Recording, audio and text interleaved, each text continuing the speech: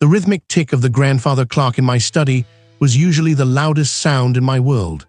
It was a comforting cadence, a steady reminder that time moved on, even if I preferred to stay rooted in the past, sifting through the dusty memories of old cases. Today, however, that quiet rhythm was shattered by the frantic squawk of the antique radio perched on my cluttered desk. Senator Alistair Thorne found deceased at his private residence. Sources indicate foul play. Police are on the scene at the Victorian mansion with boarded windows on Elmwood Lane. Details are still emerging. I paused, the soft cloth in my hand still polishing the tarnished brass of my old magnifying glass. Senator Thorne, a name that usually floated through the news cycle like a ghost, all influence and no substance. Now he was decidedly substantial and decidedly dead. I grunted, turning the radio down but not off. The world kept turning, even for the reclusive. I pushed the magnifying glass aside, picking up a dog-eared copy of a forgotten novel. My routine, my sanctuary, was already fraying at the edges. The shrill ring of the landline, a sound I rarely heard these days, made me flinch. My hand hovered over the receiver, a familiar knot tightening in my gut. Only one person ever called this number anymore. Thomas, a voice, tight with barely suppressed panic, spilled through the line. It was her. Sarah. Sarah. I replied, my voice flat, betraying nothing of the sudden spike in my pulse. It had been months since we'd spoken, years since a truly easy conversation. Dad, you heard the news, right? About Thorne? She blurted, not waiting for my confirmation. Her breathing was ragged, like she'd been running. I heard, I said, my gaze drifting to the radio. What are you doing calling me about it? I was there, she whispered, the words barely audible. I got a tip. A source said Thorne was meeting someone, something big was going down. I went to the Victorian mansion with boarded windows trying to get a scoop. I found him, Dad, I found the body. My hand gripped the receiver tighter. You found him and you called the authorities, I assume? Of course I did, her voice cracked. But now they're looking at me. The lead detective, he's got this look. He's asking about my access, my motives. They're treating me like a suspect. A cold dread seeped into my bones, replacing the initial shock. Sarah, a suspect. My tenacious, headstrong daughter, always chasing the truth, always putting herself in the thick of it. And now he was in over her head. Where are you now? I asked, my voice taking on a sharper edge. Still at the house. They won't let me leave. My editor's trying to get me out, but it's not looking good, Dad. You have to. Remember? The uniform, the badge, the whole bloody circus. I left that behind for a reason. But you're the best, Dad. You always were, she pleaded, a raw desperation in her tone that cut through my carefully constructed defenses. They don't understand. They'll twist everything, please. The line went silent for a moment, save for her ragged breathing. I closed my eyes, picturing her probably pale, defiant, but scared. The image of the Victorian mansion with boarded windows flickered in my mind. A high-profile senator, a journalist's daughter, a crime scene. It was a perfect storm, and he was caught in the eye of it.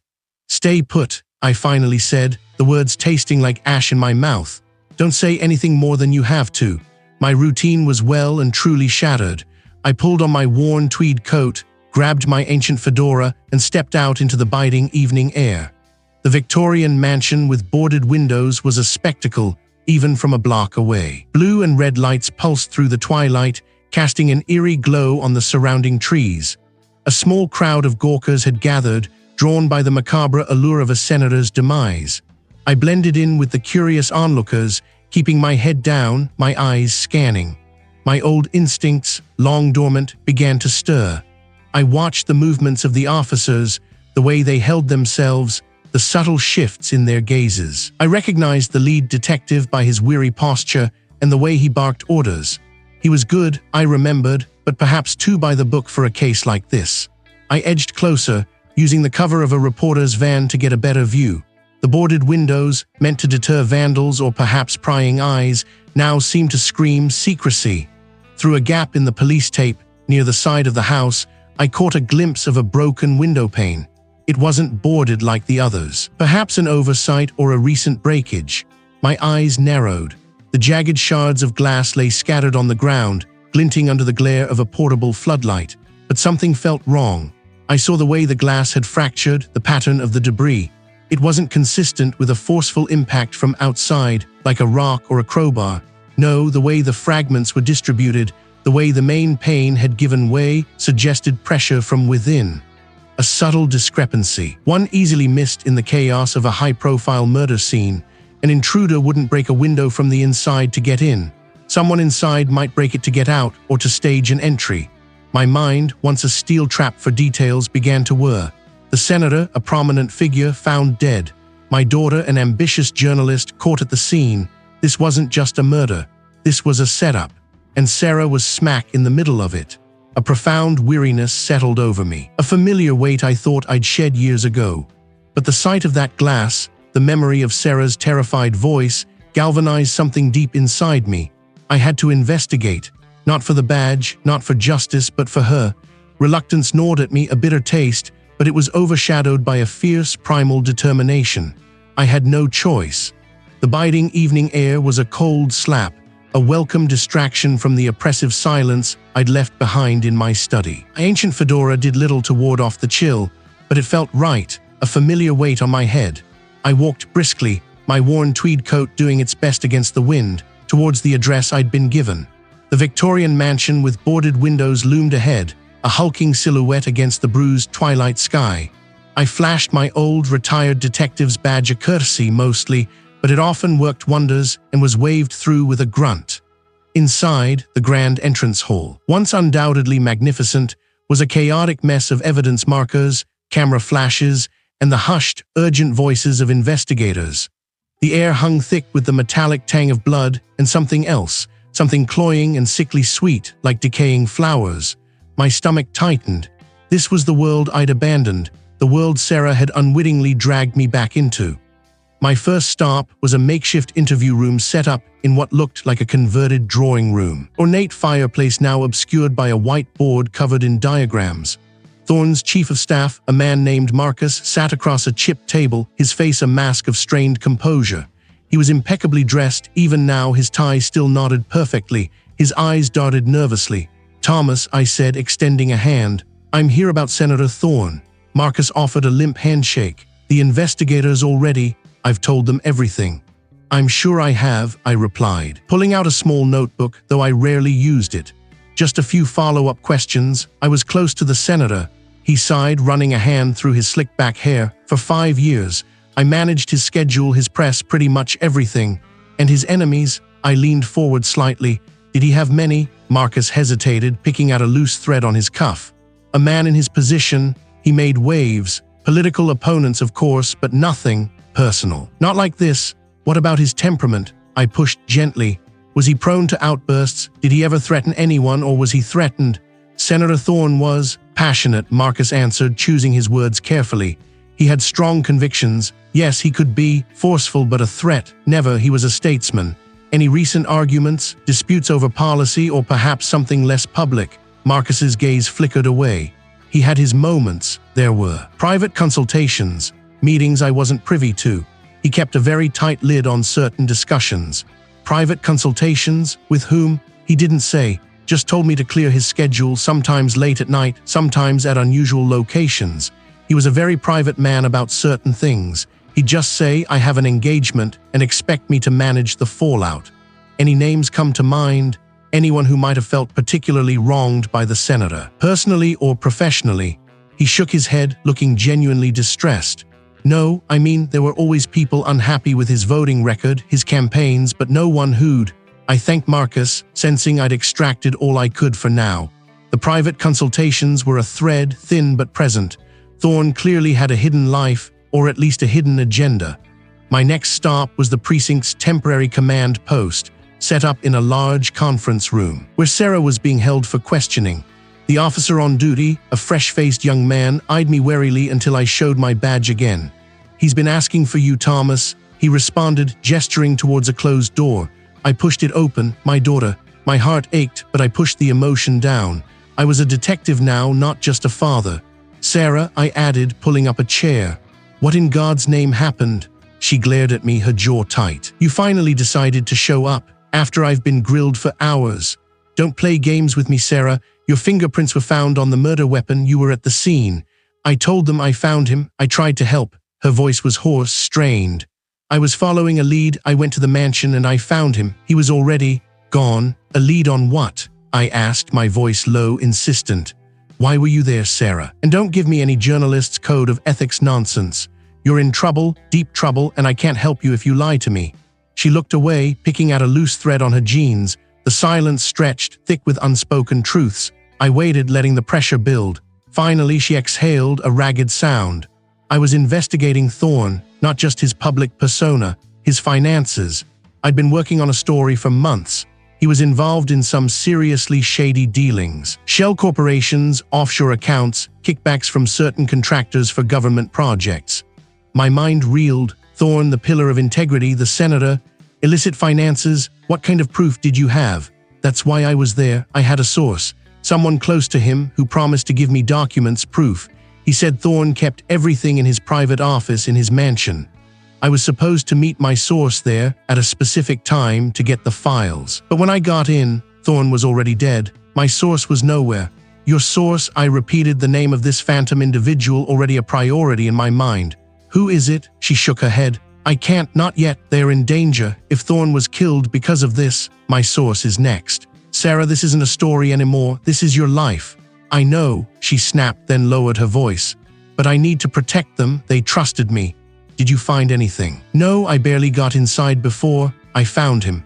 I saw the weapon, stupidly picked it up, tried to check for a pulse, then panicked and called it in.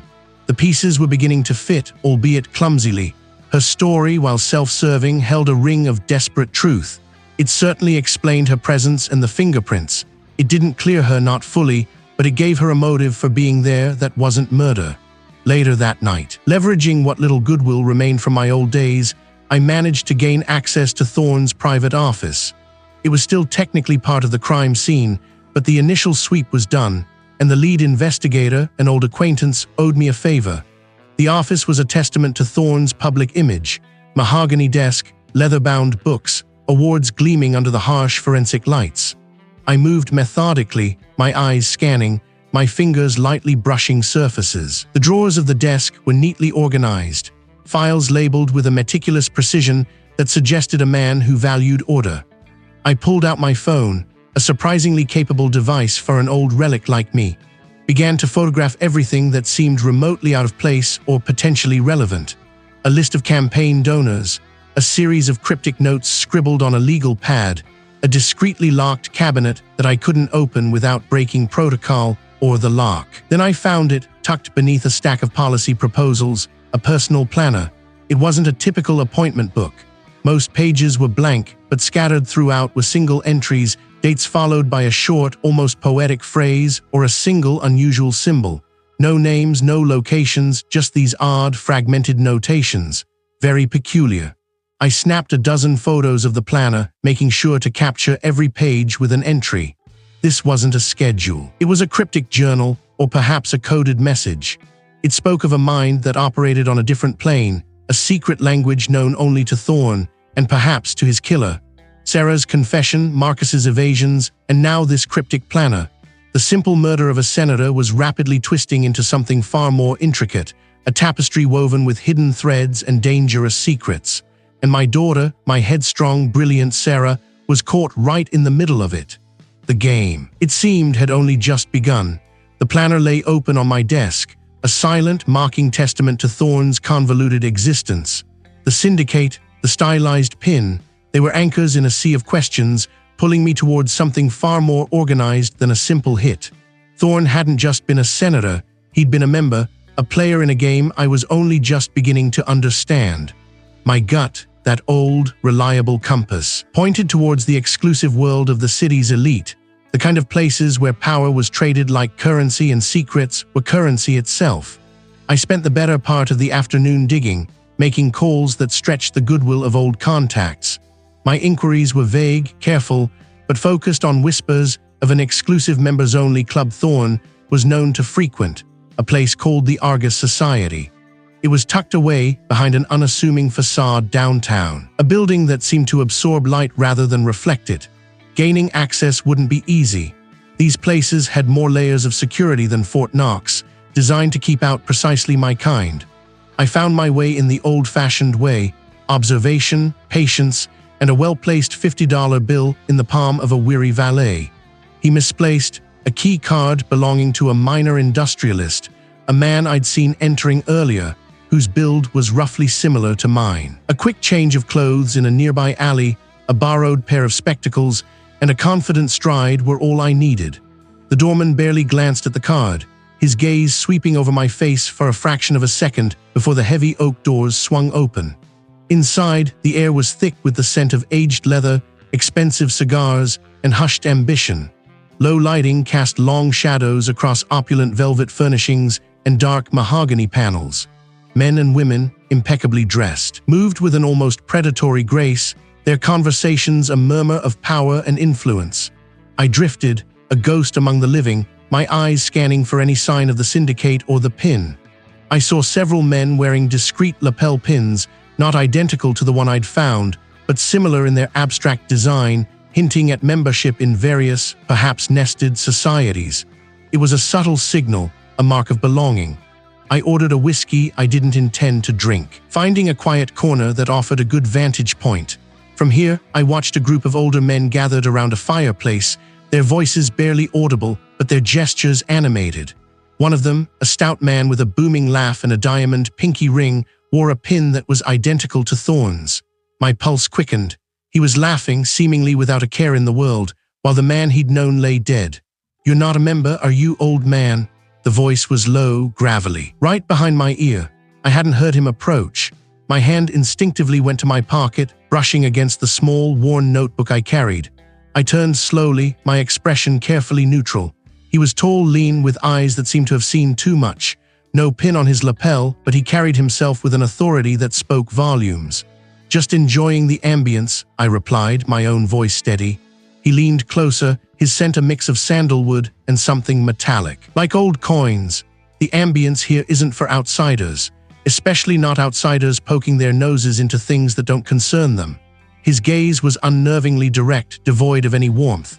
"Walk away, Thomas. This isn't your fight. Some currents run too deep, too strong for any man to swim against." He knew my name. My cover was blown, or rather, it was never really a cover to begin with. He wasn't guessing, he knew.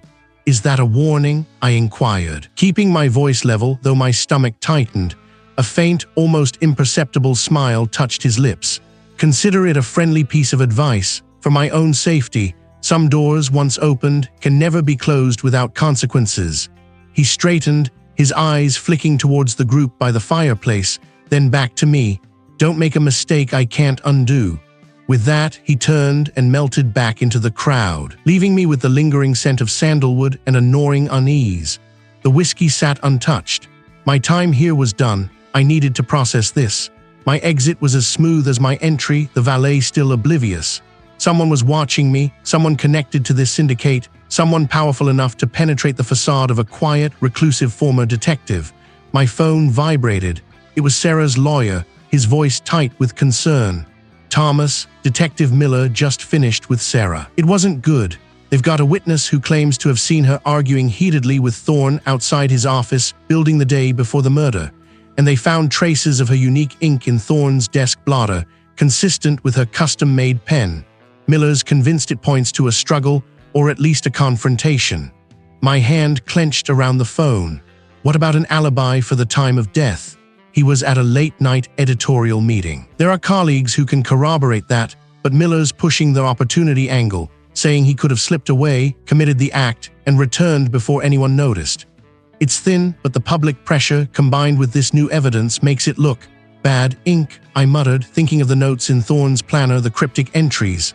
Sarah did have a distinctive ink for her fountain pens, a particular shade of sapphire blue, almost black in some lights.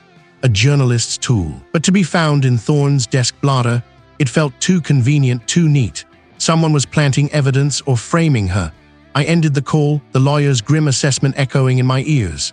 Sarah was in deeper trouble than I'd anticipated. The friendly advice from the man in the club, the increasing pressure on Sarah, it was all connected. Thorne's secret life, the syndicate, the ominous warning. It was all swirling around a simple murder that was anything but simple. As I drove back towards my own quiet corner of the city, my route took me past a familiar landmark, a large, decaying Victorian mansion with boarded windows. I'd always found it unsettling, but tonight, it seemed to pulse with a silent menace, a forgotten secret keeper. I remembered a vague rumor about Thorne having some distant, forgotten connection to the property, but dismissed it as idle gossip. Now, however, every detail felt significant, and Sarah, my daughter, was caught in its unfolding horror. I wouldn't walk away. Not now, not ever. Too neat. The sapphire ink on Thorne's desk blotter, mirroring the color Sarah favored for her fountain pens, felt like a deliberate misdirection.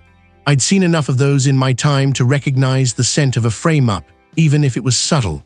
My daughter, for all her tenacity, wasn't foolish enough to leave such an obvious breadcrumb. No, this was someone else's idea of clever. I pushed the thought of Sarah and her ink aside, turning my attention back to Thorne's planner, specifically the page with the series of seemingly random letters and numbers. Thorne was meticulous, almost obsessive, in his record-keeping. He wouldn't have scribbled nonsense. This was a code, and if I could break it, I suspected it would tell me more than any planted ink stain ever could. I spread out the planner on my kitchen table, the light from the single overhead bulb glinting off the cheap laminate. I had Thorne's other notes, his daily schedule, his list of contacts. I was looking for a pattern, a key, anything that might unlock the jumble. I tried simple substitution ciphers, then a Caesar shift, even a Vigna, but nothing yielded sense. My mind gnawed at it, running through every method I'd ever encountered, every trick I'd used to crack a street gang's coded messages or a black market dealer's ledger. Then a flicker. Thorne had a habit of underlining certain words in his meeting notes, seemingly innocuous verbs or nouns. I'd initially dismissed them as emphasis, but what if they weren't? What if they were coordinates, or more likely, a sequence for a book cipher? I grabbed a copy of the city's municipal code, a thick tome Thorne kept on his office shelf. It was the kind of dry, predictable text a man like Thorne would use for discretion. I cross-referenced the underlined words with the coded message, using the page, line, and word number. My fingers traced the lines, my eyes scanning for the corresponding letters. It was slow, painstaking work, but as the first few words coalesced, a cold dread began to settle in my gut. Project Helios, data breach, exposure imminent. The words formed slowly, painfully, each one a hammer blow. It wasn't a financial scandal or a political smear. Thorne was about to expose a massive data breach, something called Project Helios. It sounded vast, systemic. This wasn't just a leak. It was an open wound in the digital infrastructure, threatening to spill secrets on an unprecedented scale, and Thorne had been about to blow the whistle. This explained the listening device I'd found in his office. Someone had been desperate to know what Thorne knew, what he was planning. And who would fear a data breach of this magnitude more than those who stood to lose everything from its exposure? The Syndicate. They thrived on information, on control, on secrets. A data breach like Helios could unravel their entire network. I remembered the device, small and expertly hidden. It wasn't amateur work. It spoke of resources, of professional surveillance. And I knew who handled such things for the Syndicate. Not the muscle, but the brain, the strategist. The one who pulled the strings from the shadows. The Syndicate's chief enforcer, a man known for his meticulous planning and his penchant for staying out of sight. He was the one who managed their intelligence, their counterintelligence, their every covert operation. He was the one who would have put that bug in Thorne's office. The coded message also contained a cryptic address, a series of street numbers, and a partial name, Willow Creek LN 17. I recognized it. It was an old, forgotten section of the city, dominated by decaying structures from a bygone era. One particular building sprang to mind, a place I'd heard rumors about, a place the Syndicate sometimes used for clandestine meetings or holding targets. A Victorian mansion with boarded windows. My pulse quickened. Thorne must have been planning a meeting there, or perhaps it was a drop-off point for the data he was about to expose. Or more ominously, it was where he was supposed to be taken. I had to go. My daughter's freedom, Thorne's memory, and the truth of Project Helios all hinged on what I might find there. I grabbed my old service revolver from its locked case, checking the cylinder. The drive across the city was tense, the streetlights blurring into streaks of yellow and white. The old district was a maze of crumbling brick and peeling paint, the air thick with the smell of damp earth and decay. The Victorian mansion with boarded windows loomed out of the gloom, a skeletal silhouette against the bruised twilight sky. Every window was covered, every door sealed, save for a single, narrow gap in the boards of what looked like a service entrance around the back. A sliver of weak, flickering light bled from within. I parked my car a block away, killed the engine, and approached on foot, moving through the overgrown weeds and broken pavement. The silence was absolute, broken only by the crunch of my boots on gravel. I paused at the edge of the property, hidden behind a cluster of gnarled bushes, scanning the perimeter. No visible cameras, no obvious patrols, too quiet. That was always a bad sign. I slipped through a rusted gate, moving like a ghost toward the flickering light. As I reached the service entrance, I pressed myself against the damp brick wall, listening. Muffled voices, low and guttural, drifted out. I couldn't make out words, but the tone was unmistakable, tense, urgent. I peered through the narrow gap in the boards, my eye adjusting to the dimness within. The room was vast, an old ballroom perhaps, now stripped bare. In the center, a crude table was set up, covered with maps and what looked like a laptop. Two figures stood over it, their backs to me. One was tall, broad-shouldered, with the unmistakable posture of a man accustomed to giving orders. The other, slider, was gesturing wildly. My gaze drifted to the floor to something glinting near the table. A small, metallic object. It was a data drive, the kind Thorne might have used. My heart hammered against my ribs. I was close, too close. A sudden, sharp snap of a twig behind me. I froze, every muscle tensing. I hadn't heard anyone approach. Before I could react, a heavy hand clamped down on my shoulder, spinning me around. Looking for something, old man. A gravelly voice rumbled in my ear. A syndicate enforcer, no doubt. His hand tightened, his grip like iron. I didn't answer, my mind racing. I feigned a stumble, dropping my weight unexpectedly, pulling him slightly off balance. In that fraction of a second, I twisted, driving my elbow back into his gut with all the force I could muster. He grunted, his grip momentarily loosening. It was all I needed. I broke free, sprinting back the way I came, not bothering to look back. I heard his heavy footsteps behind me, the curses he spat into the night. I burst through the rusted gate, my lungs burning, not stopping until I reached my car. I fumbled with the keys, started the engine, and peeled away, leaving the silent, menacing Victorian mansion with boarded windows behind me. My hands were shaking, but my mind was clearer than it had been in days.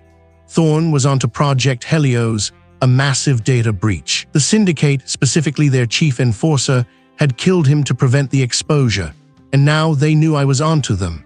Sarah was just a pawn, a convenient distraction. The real game was far more dangerous, and I had just bought myself a one-way ticket into the heart of it. The taxi dropped me 2 blocks away, a silent agreement between myself and the driver that this wasn't a place you wanted to linger. The street was a forgotten artery of the city, lined with skeletal trees and buildings that slumped with the weight of decades. And then I saw it, the Victorian mansion with boarded windows. It loomed, a dark, jagged silhouette against the bruised evening sky, every pane of glass covered in crude plywood, as if trying to hold a terrible secret inside.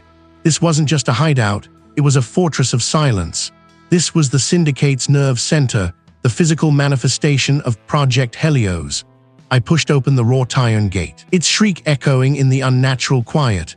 The front door was a heavy oak, reinforced with steel plates, but I knew the weak point. A service entrance around the back, disguised as a utility closet, offered a way in for someone with the right tools and a practiced hand. I worked quickly, my old joints complaining, but the adrenaline cut through the ache. The click of the lock was a small, satisfying victory. The mansion was a labyrinth of dim corridors, each twist leading further into its digital heart. The ornate wallpaper peeled in strips, revealing raw brick, and the grand staircase sagged precariously. I moved through the quiet, my footsteps muffled by the thick layer of grime on the floorboards, until I heard it, a low, rhythmic hum, distinct from the general drone. It led me to what must have once been the ballroom, now transformed. He was hunched over a keyboard, his face illuminated, a picture of intense focus. He looked up as I stepped into the room, his eyes, initially narrowed in concentration, widening as he recognized me. "Thomas," he said, his voice flat, devoid of surprise, almost as if he'd been expecting me eventually. He leaned back in his chair, a faint smile playing on his lips. "I wondered when you'd catch up." "You didn't make it easy, Vance," I replied, stepping further into the room, my hands loose at my sides. I surveyed the blinking lights, the sheer scale of the operation. Project Helios, I presume. Grand endeavors require grand names and grand protection. Like silencing a senator, I watched his face carefully. The smile didn't falter, but a flicker of something, annoyance perhaps, or a subtle hardening around the eyes betrayed him. Alistair Thorne was about to expose you, not just the data breach, but my involvement, Vance, your syndicate. Thorne was inconvenient, Vance admitted, his gaze drifting back to the screens. He picked up a stylus, twirling it idly between his fingers. A man of principles, a rare breed. Unfortunately for him, principles make for poor poker chips in the game we play. You lured him to that warehouse, didn't you? I pressed, remembering the details of the crime scene. You promised him a meeting, a chance to negotiate, but you never intended to let him walk out. Vance chuckled, a dry, humorless sound. He was foolish enough to believe he held all the cards. He thought he could leverage his knowledge. He underestimated the lengths we would go to protect our interests. He looked at me, a challenge in his eyes. You have a theory, Thomas. Do you have proof? The silence stretched, punctuated only by the hum of the servers. I felt the familiar weight of the moment, the delicate balance between accusation and evidence. I could see the gears turning in his mind, calculating my position, my resources. He believed he was untouchable here, surrounded by his digital empire. You framed Sarah, I stated, my voice low. You manipulated the scene, knowing her history with Thorne, knowing her reputation. You wanted to muddy the waters to buy yourself time. Vance finally pushed himself up from his chair, a slow, deliberate movement. A clever diversion, I thought. The daughter, the journalist, with a motive and access. Convenient. He took a step towards me, his eyes gleaming. But you're here, Thomas, alone. What good is a theory without the means to enforce it?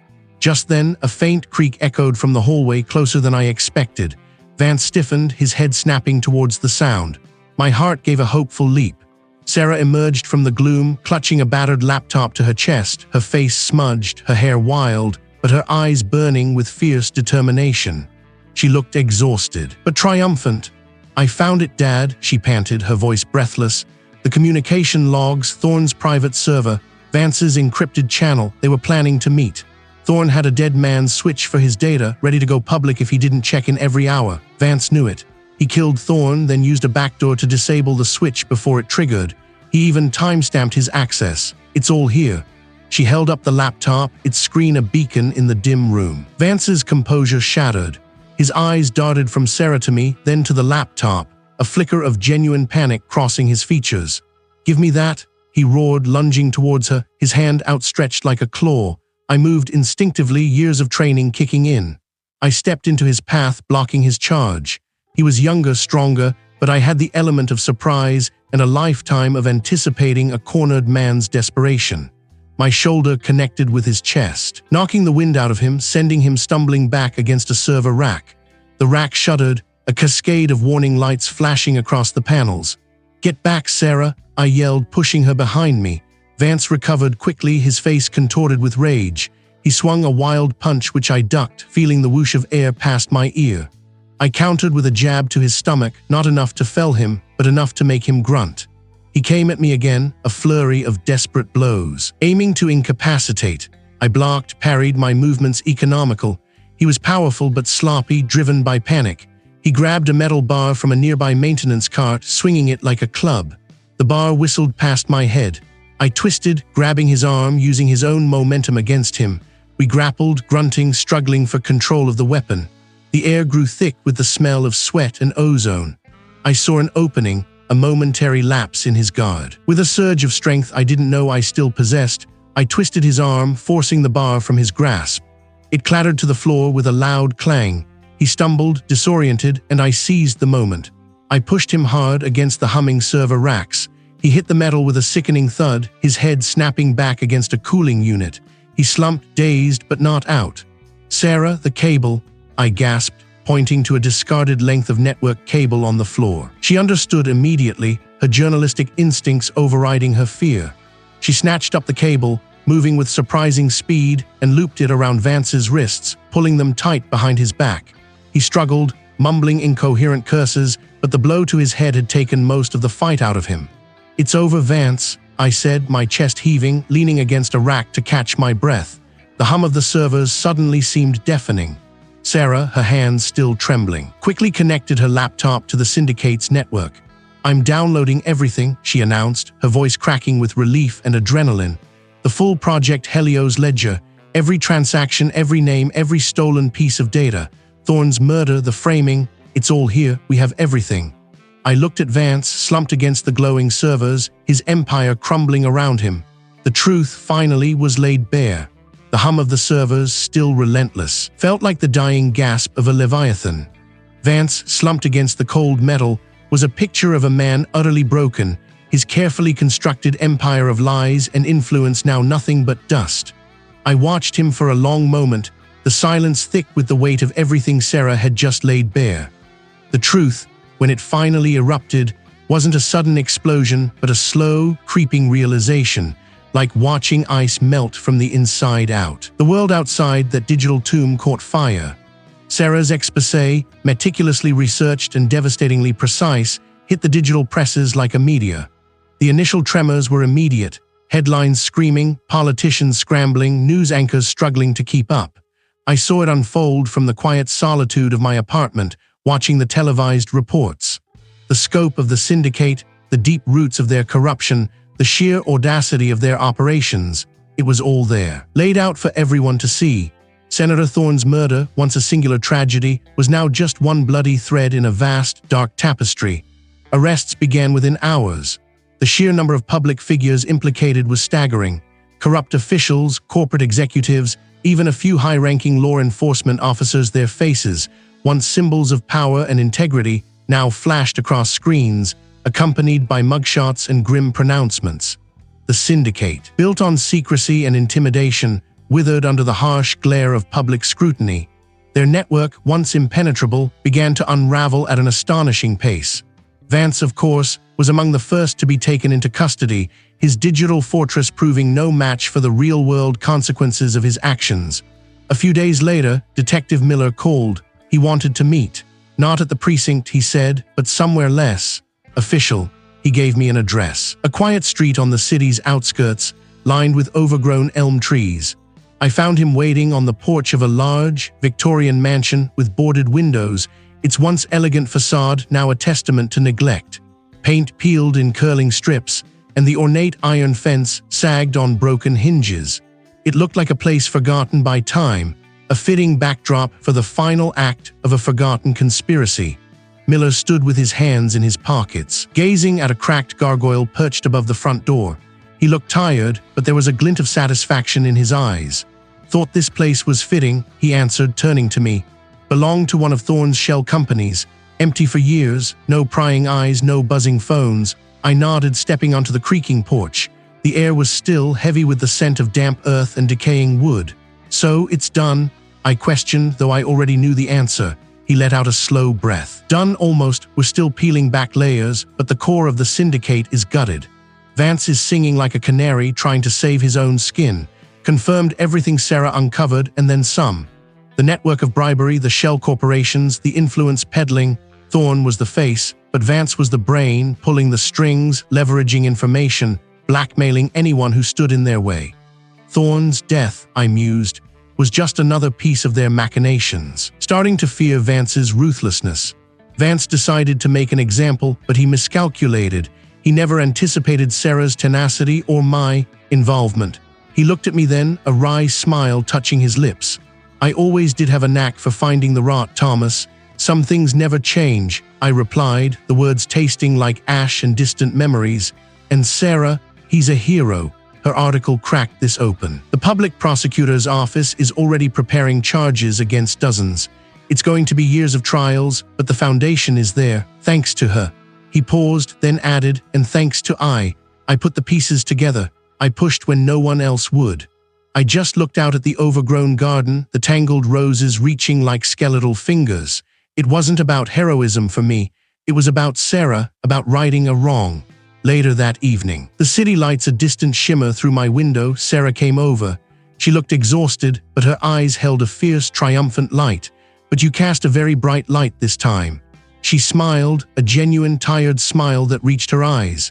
"I couldn't have done it without you, Dad." The word Dad felt foreign and familiar all at once, a warmth spreading through my chest I hadn't realized I'd missed so profoundly. "You did the hardest part, Sarah," You risked everything. You risked everything too. You came back for me. Her gaze was steady, unwavering. I know I pushed you away after Mom, after everything. I blamed you. And I let you, I admitted, the old wounds finally beginning to heal, not disappear, but become scars I could live with. I retreated. It was easier than facing it, easier than facing you. I took a deep breath. I'm sorry, Sarah, for not being there. Her touch was hesitant but firm. We both did. But I came back when it mattered most.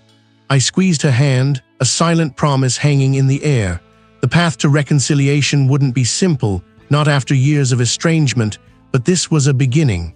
A fragile, hopeful beginning. The world outside was still reeling from the shockwaves of the syndicate's collapse, but in my small apartment, a different kind of rebuilding had just begun. The quiet determination that had driven me through the murk of Thorne's murder now turned towards a new, more personal mystery: how to be a father again.